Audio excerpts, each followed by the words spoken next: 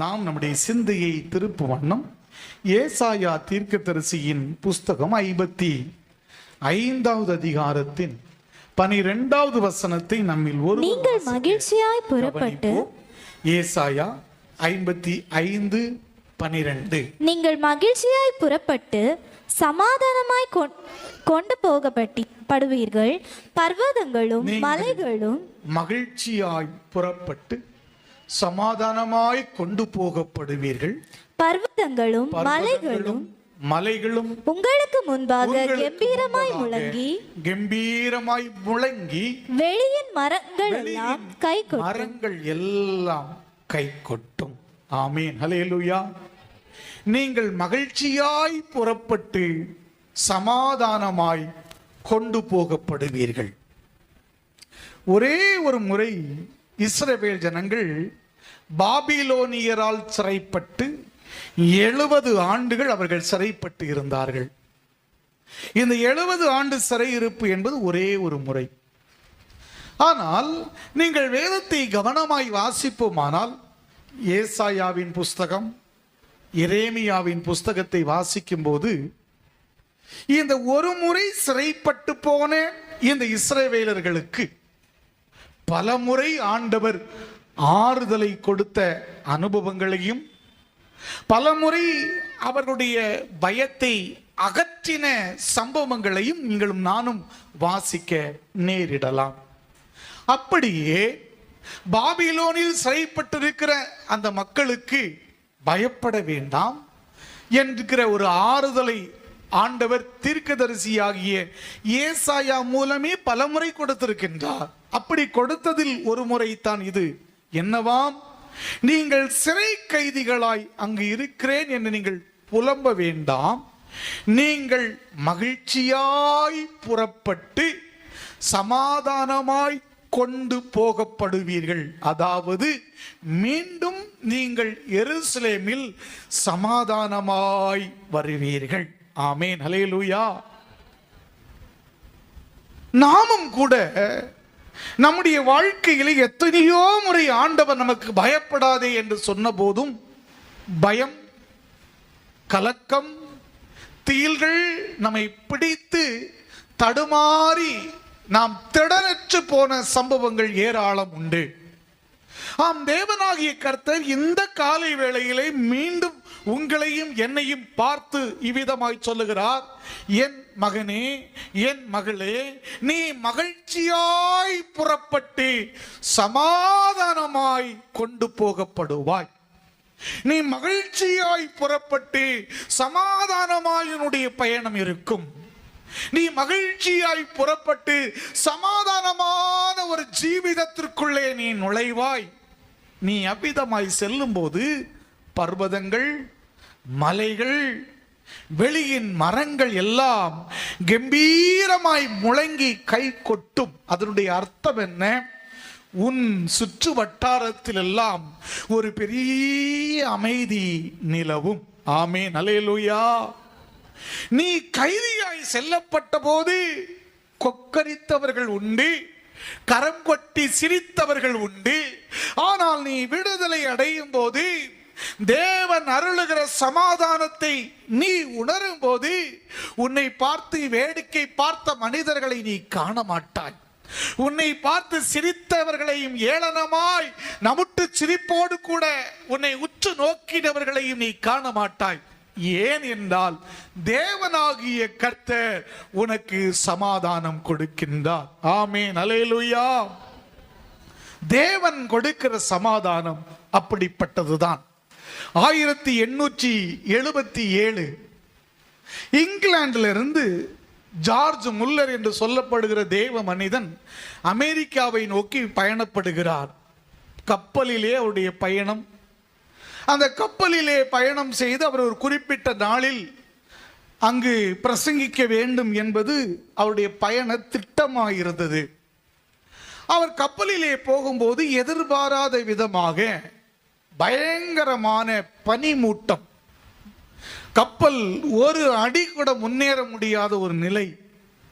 கப்பலின் கேப்டன் சொல்லிவிட்டான், நம்முடைய பயண திட்டத்தின்படி அந்த குறிப்பிட்ட பயண நாளில் நம்முடைய கப்பல் துறைமுகம் போய் சேராது. எவ்வளவு காலம் நாம் இந்த கடலிலே தங்க போகிறோம் என்று தெரியவில்லை. நாங்கள் எங்களுடைய முயற்சிகளை எல்லாம் செய்து பார்த்தாயிற்று. இந்த மூடுபனி எவ்வளவு காலம் மூடி இருக்கும் என்று தெரியாது என்று அவர் கேப்டன் அறிவிக்கவே, ஐயோ, குறித்த நாளில் குறித்த நேரத்தில் நான் அந்த கூட்டத்திலே கலந்து கொள்ள வேண்டும், அந்த கூட்டத்தை நடத்த வேண்டுமே என்று அந்த ஜார்ஜ் முல்லர் வேகமாய் அந்த கேப்டனை பார்த்து சொல்லி இருக்கிறார், இந்த சூழ்நிலை மாறும். நாம் ஜெபம் செய்வோமானால் எப்பேற்பட்ட சூழ்நிலை, அது மூடுபனி ஆகட்டும் அல்லது பெரிய கொந்தளிப்பாகட்டும், எல்லாம் மாறும். என்னோடு கூட கொஞ்சம் உதவி செய்யுங்கள், வாருங்கள் இணைந்து ஜெபிப்போம் என்று சொல்ல, அந்த கேப்டனும் ஜார்ஜ் முல்லரும் ஒரு அறையில் போய் சில நிமிடங்கள் ஊக்கமாய் என் தேவனே என்று சொல்லி அவர்கள் ஜெபித்தார்கள். சில நிமிடங்கள் ஜெபித்து அந்த ஜெபத்தின் விளைவிலே ஒரு பெரிய ஒரு ஆறுதலை இவர் அனுபவிக்கின்றார், ஒரு பெரிய அமைதியை அனுபவிக்கிறார். உள்ளத்திலே ஒரு திடமான சமாதானத்தை அவர் புரிந்து கொள்ளுகிறார். புரிந்ததும் ஜெபத்தை நிறுத்திவிட்டு அவர் சொல்லுகிறார், ஆம், இப்பொழுது நீங்கள் போய் பாருங்கள் என்று சொல்ல, ஜெபித்து அந்த அறையை விட்டு வெளியே வருகிறார். மாலுமி சொல்லுகிறார், இல்லை இல்லை, இன்னும் நான் கொஞ்சம் ஜெபிக்க விரும்புகிறேன் என்று. இவர் சொல்லி இருக்கிறார், நீங்கள் ஜெபிக்க வேண்டாம், நாம் ஜெபித்து விட்டோம், நீங்கள் வெளியே வந்து பாருங்கள் என்று. ஆச்சரியம் என்னவென்று சொன்னால், அறையை விட்டு வெளியே வந்து பார்க்கும்போது எத்தனை மாதமானாலும் இந்த மூடுபனி விலகவே விலகாது என்று நினைத்த அவர்கள் அறிவுக்கு அப்பால் ஒரு சக்தி அங்கே செயல்பட்டிருந்ததை அவர்களால் உணர்ந்த முடிந்தது. என்னவாம், அப்படியே அந்த மூடுபனி விலகி அவர்களுக்கு பாதை தெரிய ஆரம்பித்தது. ஆமென், அல்லேலூயா. சமாதானமாய் என் ஆண்டவர் கொண்டு போவார். சிநேகிதா, உன்னுடைய பயணம், தேவனுடைய பிள்ளையே, உன்னுடைய வாழ்க்கை கலக்கம் நிறைந்ததுதானோ, திகில் நிறைந்ததுதானோ? என் முன்பதாக எல்லாம் காரிருள் போல் இருக்கிறது, என்னால் தீர்மானிக்க முடியாமல், என்னால் தெரிந்து கொள்ள முடியாமல் நான் தவித்து கொண்டிருக்கிறேன் என்று சொல்லுகிறாயோ? என் தேவனாகிய கர்த்தர் சொல்லுகிறார், நீ மகிழ்ச்சியாய் புறப்பட்டு சமாதானத்தோடே கொண்டு போகப்படுவாய். ஆமென், அல்லேலூயா. சேனைகளின் கர்த்தர் உன்னை அப்படி நடத்துவார். நம்முடைய வாழ்விலே ஆண்டவர் கொடுத்திருக்கிற சொத்துக்களில் எல்லாம் மிகவும் சிறப்பான சொத்து சமாதானம் என்கிற சொத்து. அவர் சொல்லி சென்றார் தன் சீடர்களுக்கு, என் சமாதானத்தையே உங்களுக்கு வைத்து போகிறேன் என்று. மறவாமல் உயிர் தெழுந்த பிற்பாடு மூடியிருந்த சீடருடைய அறைக்குள் பிரவேசித்தும் சொன்னார், உங்களுக்கு சமாதானம் என்று. இயேசு உயிர் தெழுந்த செய்தியை மறுத்த தோமா இருந்த அறைக்குள்ளும் நுழைந்து சென்றார், உங்களுக்கு சமாதானம் என்றேன். ஆம், தேவனுடைய பிள்ளையே, இவ்விதமாய் சமாதானத்தை பிரகடனப்படுத்தின என் தேவனாகிய கர்த்தர் உங்களுக்கும் எனக்கும் ஒரு சமாதானத்தை வைத்திருக்கின்றார். ஒருவேளை நீங்களும் நானும் உலக பிரகாரமான மனிதர்களை போல சிந்திப்போமானால், எலெக்ஷன் வரப்போகிறது, என்ன நடக்குமோ? ஆண்டவர் இந்த உலக மக்களுக்கு சமாதானம் என்று சொல்லவில்லை, அவரை நேசிக்கின்ற, அவரை பின்பற்றுகின்ற உங்களுக்கும் எனக்கும் சமாதானம் என்று சொல்லி இருக்கின்றார். எனவே உலகம் கலங்கலாம், உலகம் திகைக்கலாம், உலகம் பதறலாம், ஆனால் கர்த்தருடைய பிள்ளையே, நீயும் நானும் சமாதானமாய் வாழ்வதற்காக என் தேவன் அழைத்திருக்கின்றார். ஆமென், அல்லேலூயா. அப்போஸ்தலர் நடபடிகள் 9வது அதிகாரத்தின் 31வது வசனத்தை ஒருவர் வாசிக்க கவனிக்கலாம். அப்போஸ்தலர் நடபடிகள் 9வது அதிகாரத்தின் 31வது வசனம். அப்பொழுது யூதேயா, கலிலேயா, சமாரியா நாடுகளில் எங்கும் சபைகள் சமாதானம் பெற்று பெற்று பக்தி விருத்தி அடைந்து கர்த்தருக்கு பயப்படுகிற பயத்தோடும் பரிசுத்த ஆவியின் ஆறுதலோடும் நடந்து பெருகின. கரங்களை தட்டி அந்த ஆண்டவருக்கு நன்றி சொல்லுவோம். யூதேயா, கலிலேயா, சமாரியா நாடுகளில் எங்கும் சபைகள் சமாதானம் பெற்றது. எப்போது என்றால், சவுல் என்கிற ஒரு இளைஞன் சபைக்கு எதிராய் வீறிட்டு கிளம்பினான், சபையை துன்புறுத்தினான், சபையில் உள்ளவர்களை கொன்றளித்தான், பொருட்களை சூறையாடினான், வீடுகளை தீக்கிரையாக்கினான். ஆம், ஜனங்கள் எல்லாம் ஆண்டவருடைய சன்னிதானத்தில் விழுந்து கதறினார்கள், என் தேவனே, என் தேவனே, எங்களுடைய அக்குரல் வலை நசுக்கப்படுகிறது, என் தேவனே, எங்கள் உரிமைகள் எல்லாம் உரிந்து கொள்ளப்படுகிறது, என் தேவனே, நாங்கள் விடுதலை இல்லாமல் தவிக்கின்றோம், நாங்கள் அடிமைகளைப் போல வாழ்ந்து கொண்டிருக்கின்றோம் என்று இஸ்ரவேலில் இருந்த மக்களும் கிறிஸ்துவை இரட்சகராய் ஏற்றுக்கொண்டவர்களும் கதறினார்கள். விளைவு, என் ஆண்டவர் இந்த சவுலை சந்தித்தார். சபையை துன்புறுத்திய அந்த சவுல் தூதுவனாய் மாறினான்.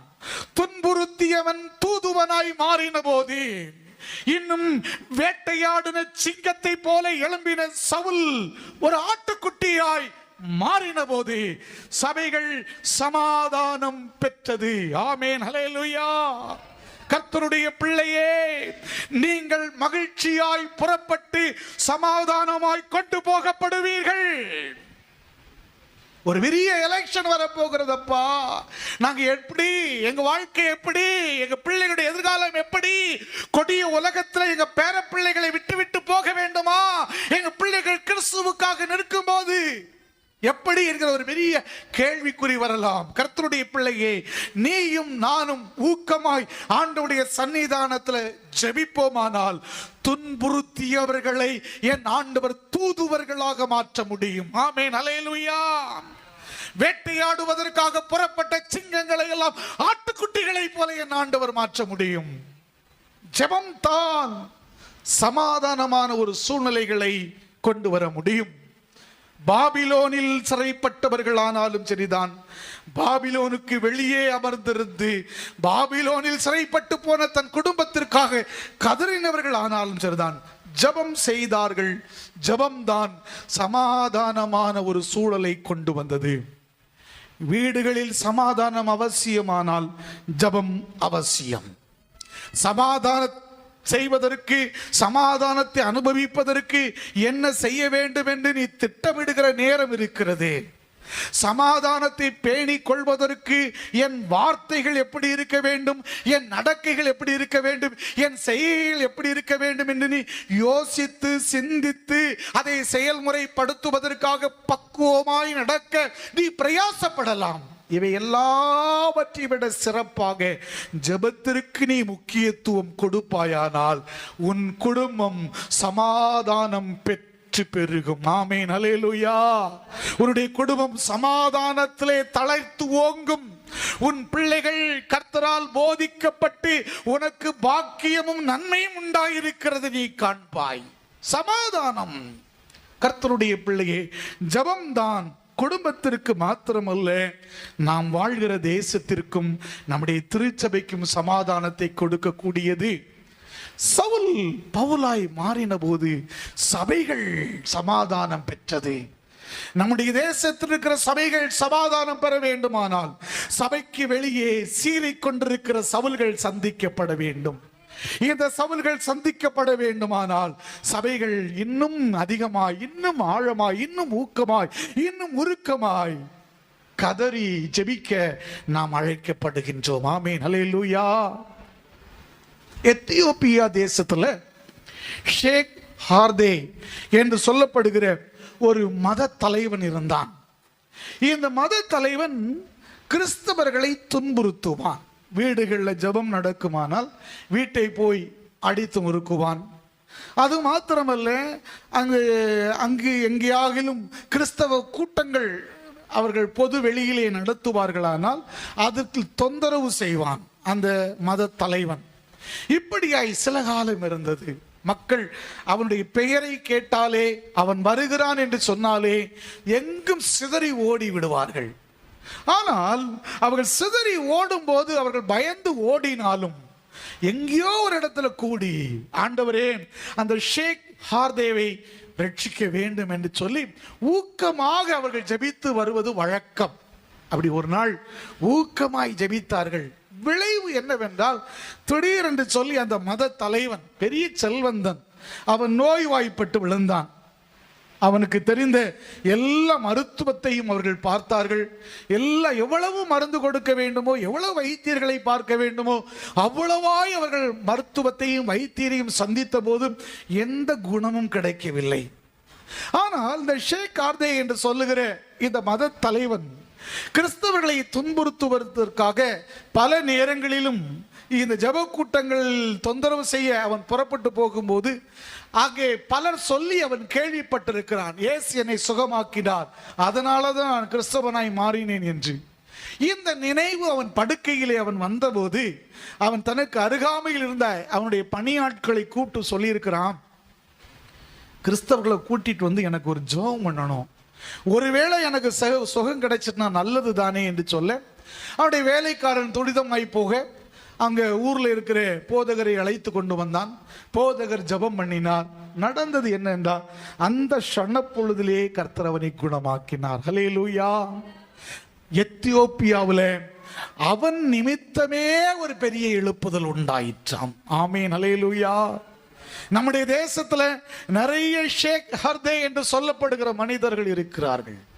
நம்முடைய தேசத்துல சுவிசேஷத்திற்கு எதிராக குரல் கொடுக்கிற மனிதர்கள் நிறைய பேர் எழும்பி விட்டார்கள். ஒன்றும் தெரியாத சில மூடர்கள் கூட இயேசு என்று சொன்னால் வாயில் வந்த கெட்ட வார்த்தைகளை எல்லாம் பேசிக்கொள்ளுகிற ஒரு சூழ்நிலையில நம்ம வாழ்ந்து கொண்டிருக்கிறோம். கர்த்தருடைய பிள்ளையே, இவர்கள் நிமித்தம் நம்முடைய சமாதானம் இழக்கிறது. ஆனால் நாம் ஊக்கமாய் ஜெபம் செய்வோமானால் நீங்களும் நானும் இந்த புதிய அல்லது இந்த புதிய ஒரு மாற்றம் ஏற்படுகிற அல்லது புதிய துவக்கத்திலே நம்முடைய புதிய வாழ்வுக்கு நேராக பயணப்படுகிற இந்த காலகட்டத்திலே, அல்லது இந்த நம்முடைய தமிழகம் ஆகட்டும் அல்லது வெஸ்ட் பெங்கால் ஆகட்டும், இல்லை எலெக்ஷன் முடிந்து ஒரு நல்ல முடிவுக்காய் காத்திருக்கிற நம்முடைய எல்லா இந்த மாநிலங்கள் எல்லாம் சமாதானமான ஒரு பயணத்திற்கு நீர் தொடர்ந்து போகும். ஆமென், ஹல்லேலூயா. ஏன் என்று சொன்னால் ஜெபம் நமக்கு அதை கொடுக்கக்கூடியதாக இருக்கிறது. சரிங்க, இந்த சமாதானமான சூழல், இந்த சமாதானமான ஒரு அனுபவம் யாருக்கு ஆண்டவர் பாக்கியமாய் வைத்திருக்கிறார்? குப்பனுக்கும் சுப்பனுக்குமா? இல்லை பிழைப்பிற்காக இங்கொன்றும் அங்கொன்றும் கை நீட்டுகிறவர்களுக்கா? வாசிக்க கவனிப்போம். 2 தீமோத்தேயின் புஸ்தகம் 2வது அதிகாரத்தின் 12வது வசனத்தை நம்மில் ஒருவர் வாசிக்கலாம். 2 தீமோத்தேயு 2வது அதிகாரம் 12வது வசனத்தை வாசிப்போம். அவரோடு கூட பாடுகளை சகித்தோமானால், அவரோடு கூட பாடுகளை சகித்தோமானால், அவரோடு கூட ஆளுகையும் செய்வோம், அவரோடு கூட ஆளுகையும் செய்வோம். யாருக்கு சமாதானம்? யாருக்கு சமாதானமான வாழ்வு? அவரோடு கூட பாடுகளை சகிக்கின்றவர்களுக்கு. எனக்கு பாடே வேண்டாம் என்று சொல்லி இந்த பூமியிலே பாடுபடுத்துகிறவர்களுடைய கைவசம் போய் நிற்கிறவர்களுக்கா? இல்லை, மாறாக எனக்கு பாடுகள் இருந்தால் பரவாயில்லை, என்னை உண்டாக்கின பரமன் பட்சத்தில் தான் நான் நிற்பேன் என்று நிற்கிறோமே பாருங்கள். நமக்குத்தான் ஆளுகை. கர்த்தருடைய பிள்ளையே, இந்த உலகத்தின் ஆளுகை சில மனிதர்களுடைய கரங்களிலே கொடுக்கப்பட்டிருக்கலாம். இந்த ஆளுகை தற்காலிகமானது. ஆனால் நிரந்தரமான ஆளுகை ஒன்றை என் ஆண்டவர் வைத்திருக்கிறார். இந்த ஆளுகையிலே நீங்கள் நானும் பங்கும் பாகமும் உடையவர்களாக இருக்க வேண்டுமானால் நீங்களும் நானும் அவரோடு கூட இந்த பூமியிலே சில பாடுகளை அனுபவிக்க தேவனாகிய கர்த்தர் நம்மை அழைக்கிறார். பாடு நமக்கு வைக்கப்பட்டிருக்கிறது.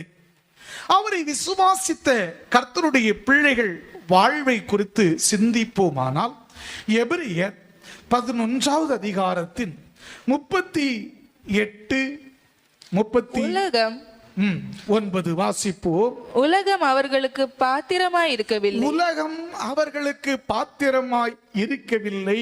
அவர்கள் வனாந்தரங்களிலேயும் மலைகளிலேயும் குகைகளிலேயும் பூமியின் வெடிப்புகளிலேயும் சிதறுண்டு அலைந்தார்கள்.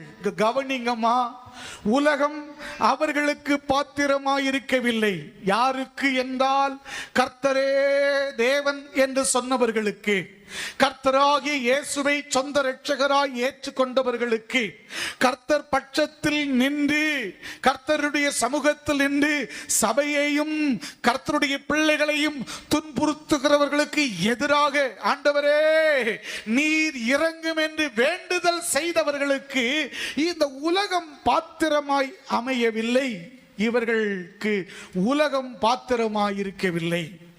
எனக்கு அன்பான கர்த்தருடைய பிள்ளையே, ஆனால் என் தேவனாகிய கர்த்தர் நம் பட்சத்திலே இருக்கின்றார். ஆமென், அல்லேலூயா. சில நெருக்கடிகள் வந்ததும் இந்த உலகத்தில் இருக்கிற தலைவர்கள், கிறிஸ்தவ தலைவர்கள் என்று சொல்லவர்கள் ஆனாலும் சரிதான், மற்றவர்கள் கிறிஸ்தவர்களுடைய ரெப்ரசன்டேட்டிவ் நான் சொல்லுகிறவர்கள் ஆனாலும் சரிதான், அவர்கள் தங்களுடைய வாழ்க்கையை மேம்படுத்திக் கொள்வதற்காக, தங்கள் வயிற்றை வளர்ப்பதற்காக இந்த பாடுகளை சகிக்காமல் ஓடி ஒளிந்து கொள்ளுகிறார்கள். ஆனால் தேவனாகிய கர்த்தர் நம்மை பாடுகளை சகிப்பதற்கும் பாடுகளை அனுபவிப்பதற்கும் நமக்கு அழைப்பை கொடுக்கின்றார். போலிகார்ப் என்கிற தேவ மனிதனை குறித்து நீங்கள் அறிந்திருப்பீர்கள். அவர் யோவானுடைய நேரடி சீஷன் என்று கருதப்படுகிறவர். ஆதி திருச்சபையிலே ஆண்டவருக்காக வைராக்கியமாய் வாழ்ந்த தேவ மனிதர்.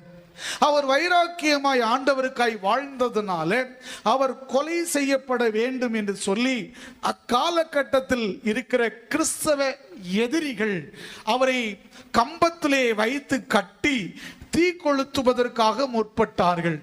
தீ கொளுத்த முற்பட்ட போது இறுதியாய் அவரை பார்த்து கேட்டார்கள், உன்னை கொல்லாமல் நாங்கள் அவிழ்த்து விடுகிறோம், ஒரே ஒரு செயலை மாத்திரம் நீ செய்ய வேண்டும். கர்த்தர் தான் இயேசுதான் தெய்வம் என்று சொல்லுகிறாயே, நீ அதை மறுதலிக்க வேண்டும் என்று சொன்னார்கள். போலிகார்ப் சொன்னார், 86 வருடமாய் நான் அவரை பின்பற்றி வருகிறேன். என்னுடைய வயது 86. இத்தனை ஆண்டு காலமாய் நான் அவருக்கு சேவை செய்து வருகிறேன். ஒரு நாள் கூட அவர் எனக்கு எந்த விதமான தீங்கையும் அவர் எனக்கு செய்ததில்லை. கடுகளவேனும் தீங்கு செய்யாத என் அந்த ஆண்டவரை நான் மறுதலிக்க கூடுமா என்று கேட்டான். ஆம் கர்த்தருடைய பிள்ளையே, அடுத்த வினாடியே போலிகார்ப்புக்கு கீழாக வைக்கப்பட்டிருக்கிற வைக்கோல்கள் நெருப்பு பற்ற வைக்கப்பட்டது. உயிரோடு அவர் எரிந்து சாம்பலாய் மாறினார்.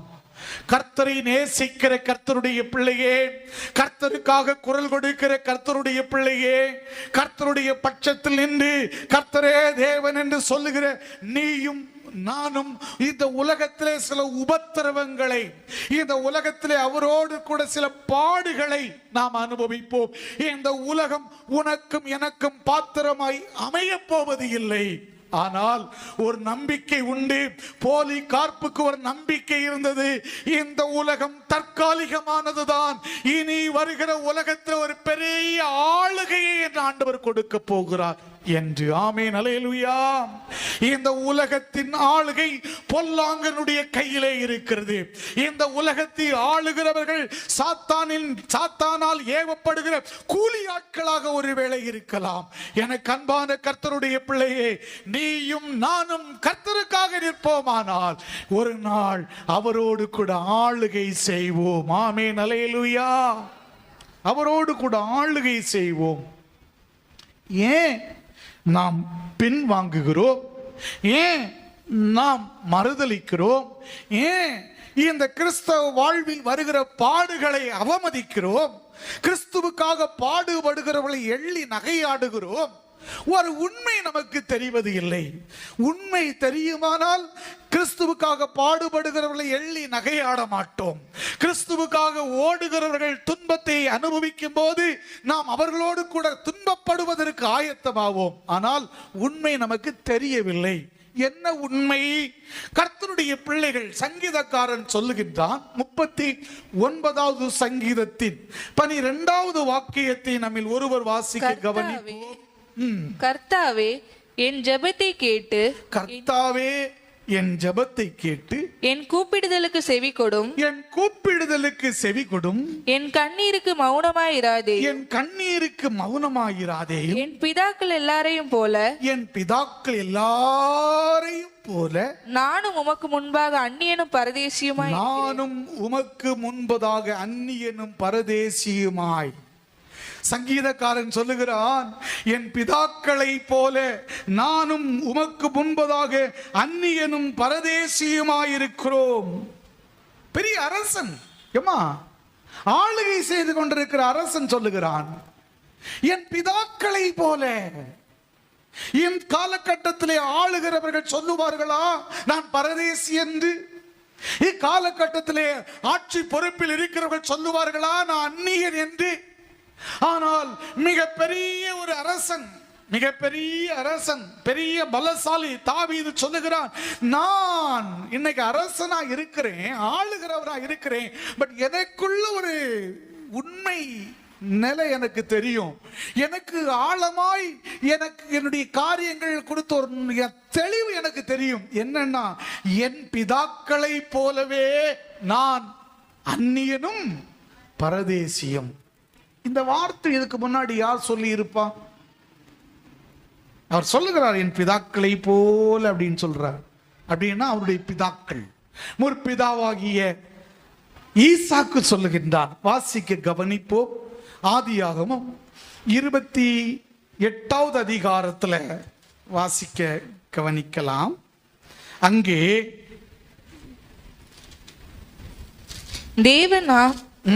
தேவன் ஆபிரகாமுக்கு கொடுத்ததும் நீ பரதேசியாய் தங்குறதுமான தேசத்தை, மன்னிக்குமா, எஸ், அதுவும் இல்லம்மா, சரி நான் சொல்றேன். அதாவது ஈசாக்கு ஆபிரகாமை அடக்கம் செய்வதற்காக அவன் லேண்டு கேட்பாப்புல. லேண்டு கேட்கும்போது அந்த பகுதி வாழ் மக்கள்கிட்ட சொல்லுவார், நான் என்னுடைய பிதா 23:4, எஸ் 23 நான் உங்களிடத்தில் அந்நியனும் பரதேசியுமாய் இருக்கிறேன். என்னிடத்தில் இருக்கிற இந்த பிரேதம் என் கண்முன் இராதபடிக்கு நான் அதை அடக்கம் பண்ணுவதற்கு. சாராள் மரித்து போகிறாள். சாராள் அடக்கம் பண்றதுக்காக அந்த ஊர்ல உள்ளவங்ககிட்ட போய் அவன்கிட்ட போய் இது பண்றாரு, ரிக்வெஸ்ட் பண்றாரு. எப்படின்னா, நான் உங்களிடத்தில் அந்நியனும், 4வது வருஷம், நான் உங்களிடத்தில் அந்நியனும் பரதேசியுமாய் இருக்கிறேன். என்னிடத்தில் இருக்கிற இந்த பிரேதம் என் கண்முன் இராதபடிக்கு நான் அதை அடக்கம் பண்ணுவதற்கு நீங்க ஒரு இடம் தரணும்னு சொல்லி மன்னிக்கவும் ஆபிரகாம் கேட்கிறார். ஆபிரகாம் கேட்கிறாரு, நான் அந்நியனும் பரதேசியும். இந்த ஆபிரகாமை குறித்து அவனுடைய 13வது அதிகாரத்தில் சொல்லப்பட்டிருக்கிறது.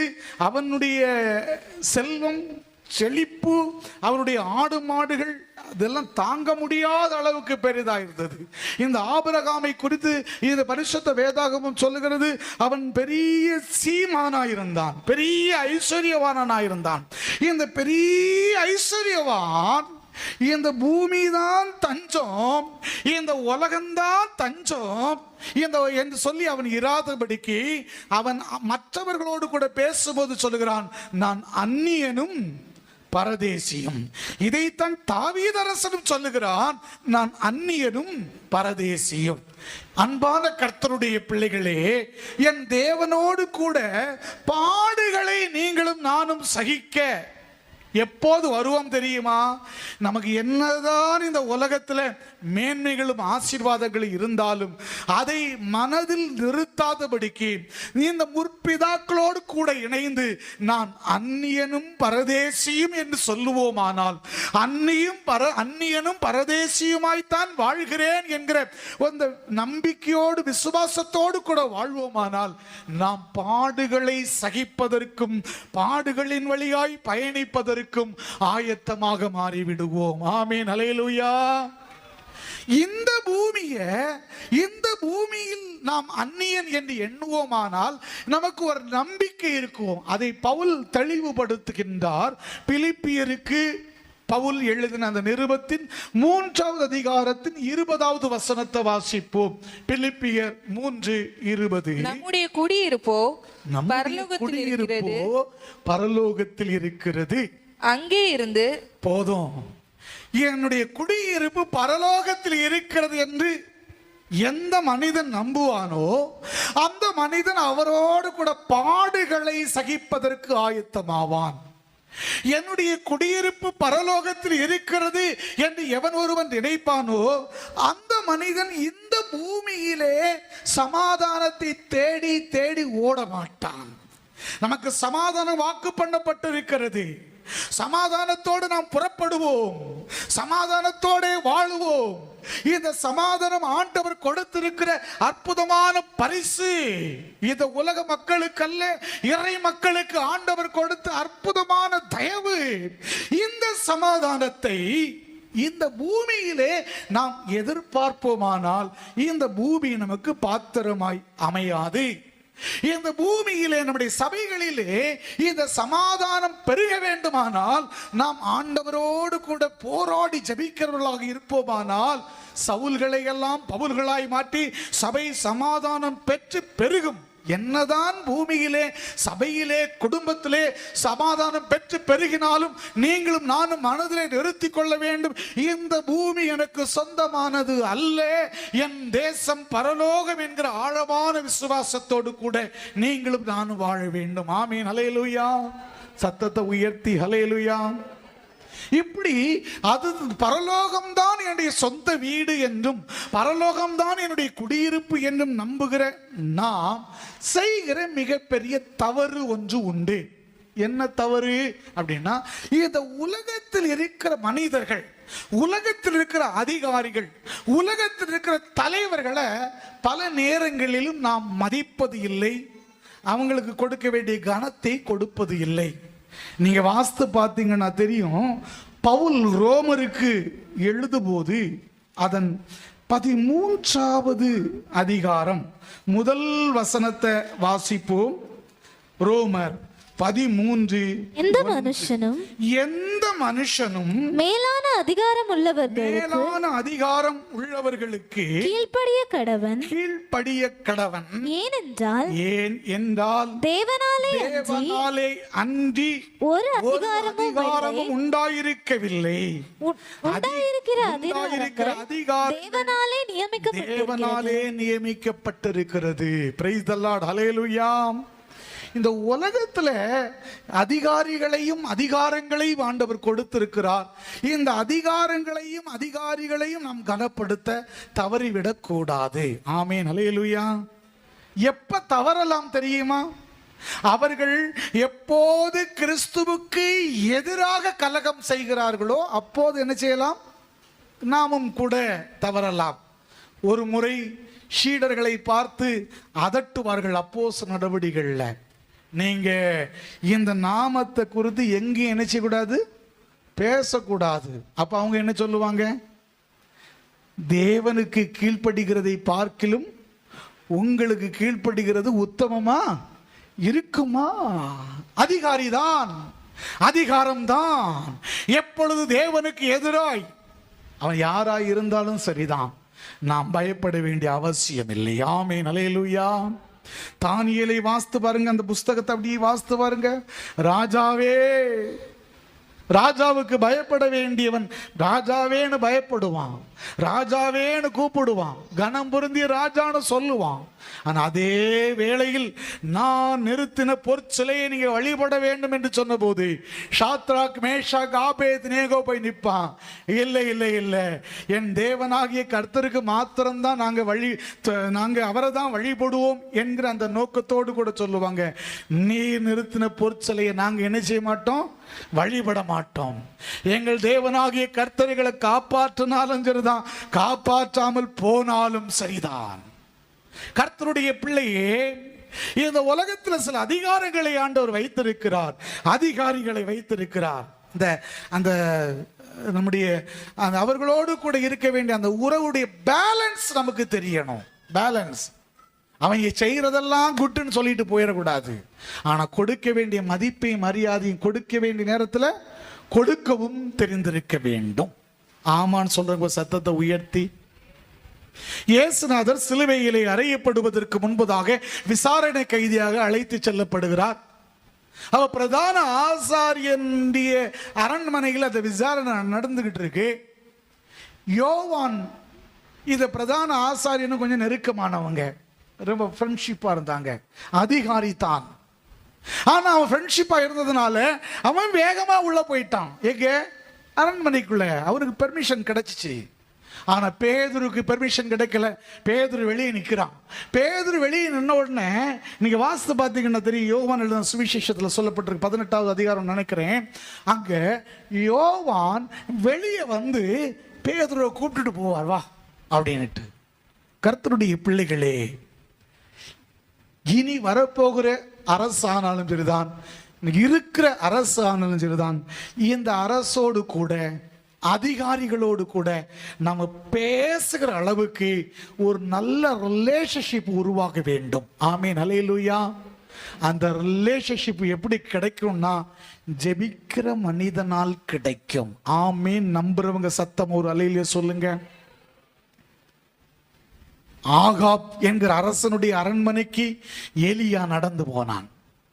நேர போய் சொன்னான், என்னுடைய வாக்கின்படி அன்றி தேசத்துல பனியும் மழையும். ஓ, எவ்வளவு பெரிய ஆச்சரியம்! சாதாரணமான ஊழியக்காரன் அரண்மனைக்குள்ளே நுழைகிறான். ஆனால் இந்த காலகட்டத்தில் ஊழியர்கள் என்று சொல்லுகிற நாங்களோ, விசுவாசிகள் என்று சொல்லுகிற நீங்களோ இந்த ஆளுகிறவர்களை சந்திக்கிற வாய்ப்பு கிடைக்கிறதா? அவர்களோடு கூட பேசுகிற தைரியம் இருக்கிறதா? அவர்களோடு பேசுவதற்கான ஏதாவது சூழ்நிலைகளை நாம் உருவாக்குகிறோமா? இல்லை. ஏனென்றால் போதுமான ஜெபம் இல்லை. இங்கே தேவனுடைய பிள்ளைகள் ஊக்கமாய் ஜெபம் செய்தார்கள். ஊக்கமாய் ஜெபம் செய்தவருடைய விளைவு தீர்க்கதரிசியாகிய ஏசாயா மூலம் அவர்கள் சொல்லுகிறார், நீங்கள் மகிழ்ச்சியாய் புறப்பட்டு சமாதானமாய் நீங்கள் கொண்டு போகப்படுவீர்கள். ஹல்லேலூயா. எனக்கு அன்பான கர்த்தருடைய பிள்ளையே, நீங்களும் நானும் இந்த உலகத்தில் வாழ்கிறோம் சமாதானமான ஒரு வாழ்க்கை வாழ்வதற்காக. பரலோகத்தின் ஆண்டவர் தமது சமாதானத்தை உங்களுக்கு கொடுக்கிறார். ஆனால் இந்த பூமியிலே ஒருவேளை நம்முடைய குடும்பத்திலே, சபையிலே சமாதானம் பெற்று பெருக வேண்டுமானால் ஜெபமே அதற்கு அவசியம். அதே போல ஆளுகிற தலைவர்களோடு கூட நல் உறவும், நல்ல தொடர்பும், நல்ல ஐக்கியமும் நமக்கு ஏற்பட வேண்டுமானால் நமக்கு தேவை ஜெபம். இங்கே பரிசுத்தவான்கள் அப்படித்தான் வாழ்ந்தார்கள். அரசியல்வாதிகளையும் ஆளுகிறவர்களையும் ஓரம் கட்டிவிட்டு தனியாய் வாழவில்லை. அரசியல்வாதிகளோடும் ஆளுகிறவர்களோடும் கர்த்தருடைய பிள்ளைகள் நல் உறவும் நல்ல தொடர்பும் வைத்திருந்தார்கள். இந்த காலை வேளையிலேயே கர்த்தர் நம்மையும் அப்படி நடத்தும்படிக்கு, கர்த்தர் நம்மையும் அப்படி உருவாக்கும்படிக்கு நாமெல்லாம் ஒரு ஜெப வீரர்களாய், ஒரு எலியாவாய், புதிய ஏற்பாட்டில் இருந்த யோவானை போல நாமும் இருக்க வேண்டாமா? பவுல் கூட கடைசி நாட்கள் அந்த ஊழியங்களில் அவன் சொல்லுவான், ஃபெலிக்ஸுக்கு முன்னாடி போய் நிற்பான், அக்ரிபா ராஜாக்கு முன்னாடி போய் நிற்பான், பெஸ்து என்கிற கவர்னருக்கு முன்னாடி போய் நிற்பான். அவன் சொல்லுவான், பெஸ்து பவுலை பார்த்து சொல்ல, பவுலே நீ பிதட்டுகிறாய்னு சொல்லுவான். ஆனால் அந்த பெஸ்துக்கு முன்னாடி போய் நிற்கிறான், அக்ரிபா ராஜாவுக்கு முன்னாடி போய் நிற்கிறான், பெரிய பெரிய டாப் லீடருக்கு முன்னாடி போய் நின்றுகிட்டு இருக்கிறான். ஏன் இந்த சபை எப்படிப்பட்ட தலைவர்களை சந்திக்கவில்லை? இந்த பெரிய தலைவர்களுக்கு முன்பதாக போக முடியாமல் தவிக்கிறது என்று சொன்னால் போதுமான ஜெபம் இல்லை. 70 ஆண்டு காலமாய் இஸ்ரவேலர்கள் ஜெபித்தார்கள். 70 ஆண்டு காலமாய். விளைவு சமாதானத்தோடு புறப்பட்டு வந்தார்கள். நீங்களும் நானும் ஜெபிப்போமானால் கர்த்தர் உங்களையும் என்னையும் சமாதானமாய் புறப்பட்டு போக பண்ணுவார். கர்த்தர் உங்களையும் என்னையும் அவர்களை சந்திப்பதற்கு அனுப்புவார். கர்த்தர் நம்மை எப்படி நடத்தும்படிக்கு நாம் எழுந்து நின்று நம்மை ஆண்டவருடைய கரத்திலே அர்ப்பணம் செய்ய போகிறோம். எழுந்து நிற்போமா? தேவனாகிய கர்த்தர் நல்லவரும் வல்லவருமாக இருக்கின்றார். Glory to Lord. நீ சமாதானத்தோടെ புறப்பட்டு போக போகிறாய். ஹல்லேலூயா, ஹல்லேலூயா. தேவனாகிய கர்த்தர் உன்னை அதிசயமாய் நடத்த போகிறாய். நீ மகிழ்ச்சியாய் புறப்பட்டு போக போகிறாய். சமாதானத்தோടെ கொண்டு போகப்பட போகிறாய். பர்வதங்கள் உன்னை சுற்றிலும் இருக்கிறது. மலைகள் உன்னை சுற்றிலும் வேடிக்கை பார்த்த மலைகள் இருக்கிறது. வெளியின் மரங்கள் ஒரு காலத்துல உன்னை பார்த்து கொக்கரித்தது இருக்கிறது. அவைகளெல்லாம் இனி ஆர்ப்பரிக்க போகிறது. அவைகளெல்லாம் கலிகூற போகிறது. கர்த்தர் உன்னை உயர்த்துகிறதை பார்த்து, கர்த்தர் உன்னை நடத்துகிறதை பார்த்து, கர்த்தர் நம்முடைய தேவனுடைய பிள்ளைகளை, கிறிஸ்தவ சமூகத்தை இந்த தேசத்திலே உயர்த்துகிற காலங்கள் வெகு அருகாமையிலே இருக்கிறது. ஜெபிக்கிற தேவனுடைய பிள்ளை ஆகாபுக்கு முன்னாடி அல்ல, அக்ரீபுகாக்கு முன்னாடி கொண்டு செல்லப்படுவார். ஆமென். பெலிஸ்துக்கு முன்னாடி கொண்டு போகப்படுவார். ஹல்லேலூயா. கர்த்தர் உங்களையும் என்னையும் அப்படி கொண்டு போக விரும்புகிறார். நீ பார்க்கிற ஒரு சின்ன தரிசனம், நீ கேட்கிற தேவனுடைய வார்த்தை, கர்த்தருடைய உள்ளத்திலே போடுகிற ஒற்றை வார்த்தை உன்னை உயரே எடுத்து செல்லக்கூடியதாக இருக்கிறது. ஆமென் சொல்லுகிறவங்க கரங்களை தட்டி ஆமென் சொல்லுக பார்க்கலாம். ஆமென் சொல்லுக பார்க்கலாம். ஹல்லேலூயா, ஹல்லேலூயா, ஹல்லேலூயா. பாபிலோனில் சிறைப்பட்ட அந்த இஸ்ரவேலர்கள் சமாதானத்தோடு புறப்பட்டு வந்தார்கள். நீயும் நானும் சமாதானத்தோடு புறப்பட வேண்டுமானால் பாவத்தில் சிறைப்பட்டிருக்கிற நீ பாவத்தில் இருந்து வெளியே வர வேண்டும். வாயை திறந்து சொல்லுக பார்க்கலாம். ஆண்டவரே என் பாவத்தை மன்னியும்னு சொல்லுவாயானால் உன்னை சமாதானத்தோடு கூட புறப்பட பண்ணுவார். பாவம் உன்னை சமாதானத்தோடு வாழ விடுவதில்லை. பாவம் உன் எதிர்காலத்தை அழித்து விடும். பாவம் உன் குடும்ப சமாதானத்தை சிதைத்து விடும். பாவம் உன்னுடைய பிள்ளைகளுடைய நன்மைகளை கெடுத்து விடும். பாவம் உனக்கு இருக்கிற எல்லா மேன்மைகளையும் உரிந்து கீழே தள்ளிவிடும். சொல்லு, ஆண்டவரே எனக்கு இரக்கம் செய்யுங்கப்பா, எனக்கு இரக்கம் செய்யுங்கப்பா. தூனமல சந்தரல பதனலர பதனமா. கண்களை மூடி சேனைகளின் கர்த்தருடைய திருமுகத்தை நோக்கி பார்த்து ஆண்டவரேன்னு கூப்பிடுவியாமா? ஆண்டவரே நான் சமாதானத்தோடே புறப்பட்டு போவதற்கு தடையாயிருக்கிறேன். சிறையிருப்பு, பாவம் என்கிற சிறையிருப்பின் பிடியிலிருந்து, பாவம் என்கிற சிறையிருப்பின் பிடியிலிருந்து என்னை விடுதலையாக்கும் ஆண்டவரே. இந்த உலகத்துல கூட ஆண்டவரே நான் வாழ்கிற இந்த காலகட்டத்தில் ஆண்டவரே சமாதானத்தை உணர்வதற்காக, சமாதானத்தை சுமப்பதற்காக நீர் என்னை பலப்படுத்துங்க ஆண்டவரே. கர்த்தர் அப்படியே செய்கிறார். நம்புறவங்க மாத்திரம் ஆமேன்னு சொல்லுங்கம்மா, ஆமேன்னு சொல்லுமா.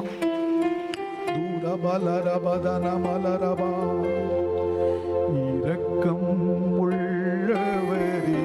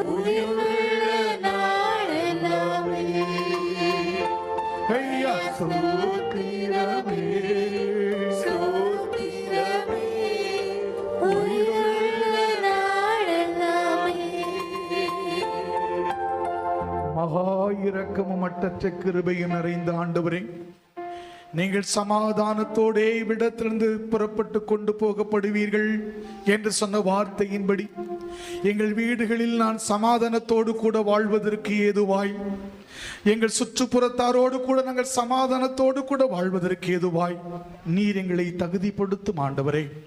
ஆனாலும் இந்த உலகத்திலே உபத்திரவங்கள் உண்டு, பாடுகள் உண்டு. நாங்கள் இந்த பாடுகள் வழியாய்த்தான் பயணிக்க வேண்டும். இந்த உலகம் எங்களுக்கு சமாதானத்தை கொடுப்பதே இல்லை என்பதையும், ஆம், நாங்கள் பூரணமாய் சமாதானத்தை அனுபவிக்கிற ஸ்தலம் பரலோகம்.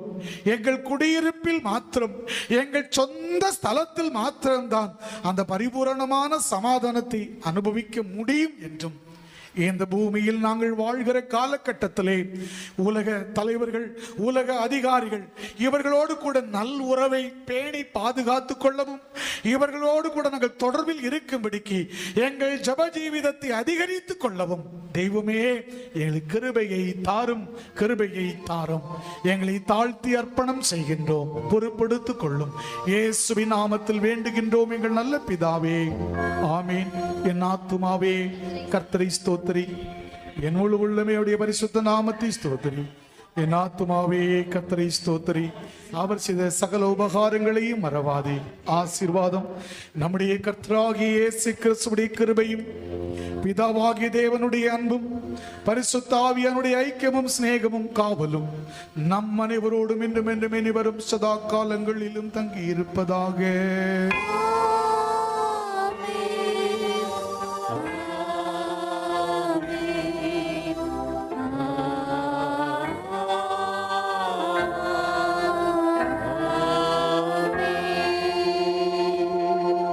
சமாதானத்தோடே புறப்பட்டு போங்கள். கர்த்தருடைய நாமத்தினாலே ஆமென். God bless you all. God bless you. ஒரு 5 நிமிடம் ஜெபி